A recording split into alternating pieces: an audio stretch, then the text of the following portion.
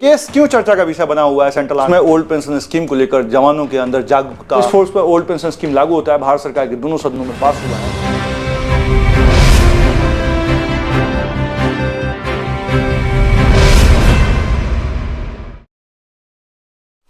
आप सभी को नमस्कार, उम्मीद करते हैं बेहतर होंगे। सेंट्रल आर्म पुलिस फोर्स में ओल्ड पेंशन स्कीम को लेकर जवानों के अंदर जागरूकता है कि सेंट्रल आर्म पुलिस फोर्स में क्या ओल्ड पेंशन स्कीम के मामले में माननीय सर्वोच्च न्यायालय में चल रहे केस में क्या होने वाला है।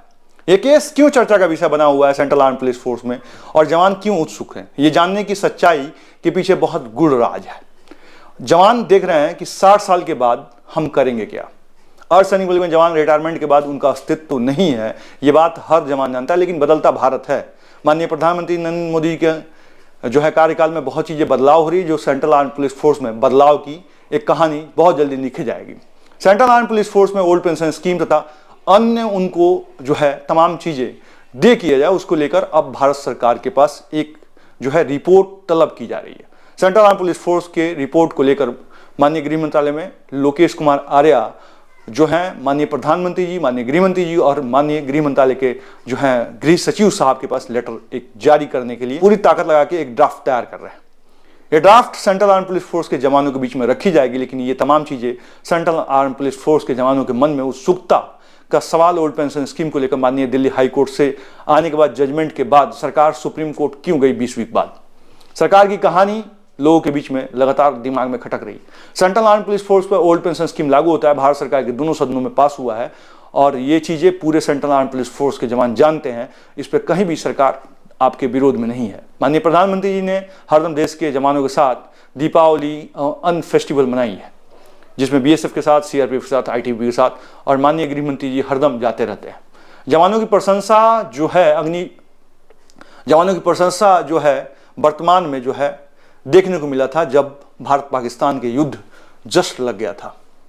यह कहानी इसलिए दोहराई जाए कि ओपीएस के मैटर्स में जवान जागरूक हैं, तो जवानों को बताया जाए कि अभी वर्तमान में आपका केस सर्वोच्च न्यायालय के रजिस्ट्रार कोर्ट में है, और इसको लेकर जो है वरिष्ठ एडवोकेट को रखने के लिए जो है एडवोकेट सीनियर काउंसिल ने यह कहा है कि बिना वरिष्ठ एडवोकेट को रखे इस केस को नहीं जीता जा सकता है। अब वरिष्ठ एडवोकेट कौन कौन है भारत के, ये जानना भारत के तमाम सेंट्रल आर्म पुलिस फोर्स के लोग जान लें कि वर्तमान में 7,32,000 जवान प्रभावित हैं एनपीएस के दायरे में सेंट्रल आर्म पुलिस फोर्स पे, जिन पे ओपीएस लागू होता है। और उनको ये चीजें पता भी है कि भारत में इस समय वर्तमान में सर्विस मैटर के केस को कौन देख सकता है। सेंट्रल आर्म पुलिस फोर्स के सर्विस मैटर को देखने वाले जो हैं आपके जो एडवोकेट हैं इस समय, जो सबसे टॉप काउंसिल के रूप में जाने जाते हैं सर्वोच्च न्यायालय के, वो हैं आदरणीय कपिल सिब्बल साहब, जो हैं अभिषेक मनु सिंघवी साहब, और आपके जो हैं पीएस पटवालिया साहब, एवं अन्य जो हैं एडवोकेट हैं जो सीनियर काउंसिल के रूप में जाने जाते हैं। इनकी लाखों में फीसें हैं, और ये बात सब जवान को पता है, लेकिन करेगा कौन, इस मैटर को देखेगा कौन, इस मैटर्स को जो लेके जो है किस प्रकार से क्राउड फंडिंग की जाएगी। आपको पता होना चाहिए, जब भी चुनाव होता है तो चुनाव में क्राउड फंडिंग विधायक जी करते हैं।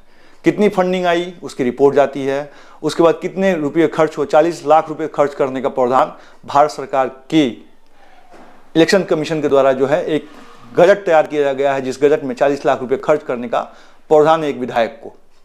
और यही चीजें जो है सेंट्रल आर्म पुलिस फोर्स के क्राउड फंडिंग करके जवान जो है लड़ता है, तो उसके लिए कोई प्रावधान नहीं है। क्राउड फंडिंग ही होता है देश के, जब किसी बहुत ज्यादा इमरजेंसी हो और उसको जो है उस इमरजेंसी को जो है समाप्त करने के लिए क्राउड फंडिंग की जा सकती है।